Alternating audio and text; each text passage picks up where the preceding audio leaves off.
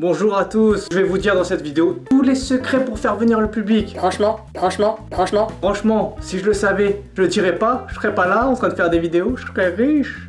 Le plus précis de cette vidéo, c'est de pas vous décourager parce que vous n'avez pas de public dans votre salle. Aujourd'hui, on passe plus de temps sur Facebook à faire la promo de notre spectacle et on passe moins de temps à travailler notre spectacle et c'est dommage. Hein, parce que le but du jeu c'est pas d'être numéro 1 des community managers. T'as vu l'accent ou quoi? Que les réseaux sociaux vous voyez toutes les salles pleines et tout. Je dis pas que c'est pas la vérité. Je dis juste que parfois c'est une extrapolation de la vérité. Une fois c'est plein parce qu'il y a eu un phénomène et un groupe qui est venu où la salle semble être pleine, mais des fois c'est pas exactement plein comme... c'est loin d'être la moyenne cumulée de toutes les représentations. Voilà. Le plus précis de cette vidéo c'est de vous expliquer de ne pas vous décourager parce que vous n'avez pas de monde dans votre salle. On n'est pas attaché de presse, on n'est pas remplisseur de salle, on n'est pas producteur. Malheureusement, on est producteur de fête de notre spectacle, mais c'est pas forcément notre volonté d'être producteur.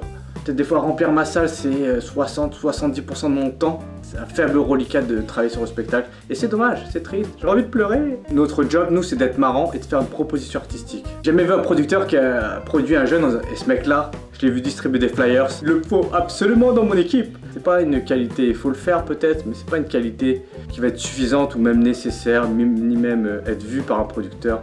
Vous regardez l'aspect, si ça correspond à une niche marketing ou si le mec est marrant ou s'il apporte quelque chose dans l'univers du stand-up. Il va pas demander si c'est bien faire des recadrages photos ou si c'est bien mettre des flyers. Voilà, c'est pas trop le but. J'aime bien raconter cette anecdote aux élèves. Quand vous avez un étalage, vous avez imaginé en haut, dans un rayon d'un supermarché, en haut de l'étagère, vous avez un sandwich au jambon. Au milieu, vous avez un sandwich au thon. Et en bas, un sandwich au gruyère. Celui qui sera le plus vendu, c'est le sandwich du milieu. C'est pas le meilleur sandwich. Si on change l'ordre des sandwichs, ce sera toujours celui du milieu qui sera le plus pris, le plus vendu. Vous, votre but, c'est d'être le meilleur sandwich, mais il faut qu'il y ait un producteur vous mette au milieu. Pas très clair, on dirait. Votre job, c'est de faire le meilleur sandwich possible. D'être le meilleur sandwich possible. Votre but, c'est d'être un sandwich. Votre but, c'est comme d'être un cuisinier et votre but, c'est de faire le meilleur sandwich possible qui va être apprécié par tous. Mais la mise en rayon, c'est pas vraiment de votre ressort, quoi. Les gens choisissent de vous mettre au milieu ou pas au milieu. Si vous n'êtes pas mis en avant un minimum, ça va pas marcher. Je sais pas si ma théorie sandwich est très de bonne aloi, mais en tout cas, voilà. Mon avis, c'est une fois que les gens vous connaîtront, ils vous aimeront. S'il vous aimera, vous aimerez, il vous aimera. Mon avis. Je sais pas si vous regardez l'émission L'amour est dans le pré, et ben il y a l'agriculteur qui est là, qui a un physique tout à fait normal. Un peu bien, mais pas plus que ça. Et quand elle est exposée, il y a plein de prétendantes qui arrivent, et quand elles arrivent dans la salle, le voir, ils sont tout émus. Oh, c'est Gérard du Loir-et-Cher, il est si beau. Le mec, il est tout étonné. Voilà, c'est qu'une fois qu'il est exposé à un grand nombre de personnes, il devient un objet de désir incontrôlable. Je pense qu'au début, quand on n'a pas de public, l'important c'est de garder en l'esprit d'avoir de l'impact sur le public. Je vais raconter une anecdote. Fois fort longtemps, j'étais au De Jazé, voir François-Xavier de Maison. C'est une salle de 700 places, on était invités. À l'époque, on était 3 personnes. Donc c'était une salle de 700 personnes, c'était François-Xavier de Maison à ses débuts. On était 3 invités.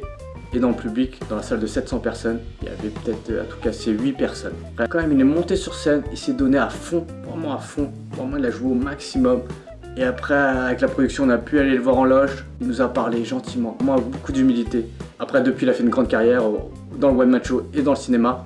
Je veux dire, cette anecdote, elle a à peu près, je pense, 10 ans. Et ben 10 ans après, je vous la raconte dans cette vidéo parce que ça a eu un fort impact en moi. Je m'en suis rappelé, je me dis voilà, c'est un bel exemple. Il s'est battu, il n'y a pas beaucoup de monde, mais il s'est battu et maintenant il a réussi, il est au cinéma et dans le one man. Même 10 ans après, le fait qu'il ait été courageux ce jour-là, bah, ça m'est resté dans la tête et je vous la transmets. J'espère aussi vous transmettre cette forme de courage de vous battre quoi qu'il arrive, même s'il y a 3, 8 personnes dans une salle de 700 personnes. Donnez-vous à fond et un jour ça va payer. En conclusion, c'est pas parce que vous n'avez pas de monde dans la salle que vous n'êtes pas marrant, qu'il faut abandonner. Ça n'a pas de rapport.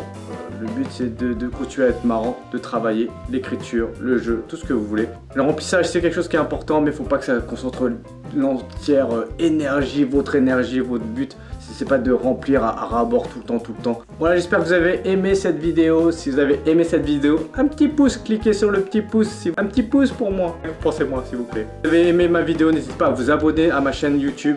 Et je vais faire des vidéos très régulièrement. Abonnez-vous, mettez un petit pouce et portez-vous bien. D'accord? À bientôt. Au revoir. Abonne-toi à ma chaîne.